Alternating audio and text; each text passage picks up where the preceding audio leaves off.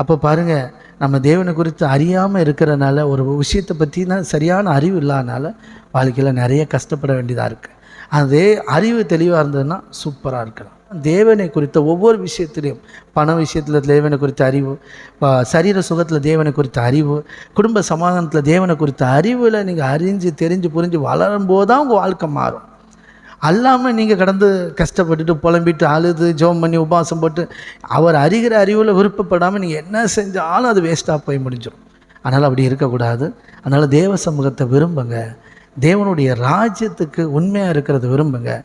அது உங்களுடைய ஆசீர்வாதத்துக்கு என்னது இன்னும் அடுத்த கட்ட வளர்ச்சிக்கு காரணமாக இருக்கும். தேவன் எல்லார் மேலேயும் அன்பாக இருக்கிறார், தேவன் எல்லார் மேலேயும் கிருபையாக இருக்கிறார், எல்லாரையும் ஆசீர்வதிக்கிறார். ஆனால் தாழ்மை உள்ளவனுக்கு தேவன் கிருபை அளிக்கிறாருங்கிறது விசேஷித்த கிருபை. புரியுதுங்களா? எல்லாருக்கும் கிருபை, தாழ்மை உள்ளவனுக்கும் விசேஷித்த கிருபை. எல்லார் மேலேயும் அன்பாக இருக்கிறார். ஆனால் உற்சாகமாக கர்த்தருக்கு கொடுக்குறவனுக்கும் அவர் மேலே உண்மையான நேசம் வச்சுருக்கிறவங்க மேலேயும் அவர் பிரியமாக இருக்கிறாராம். சொல்லுங்கள் ஆமென். விசுவாசம் இல்லாமல் தேவனுக்கு பிரியமாக இருப்பது கூடாத காரியம்.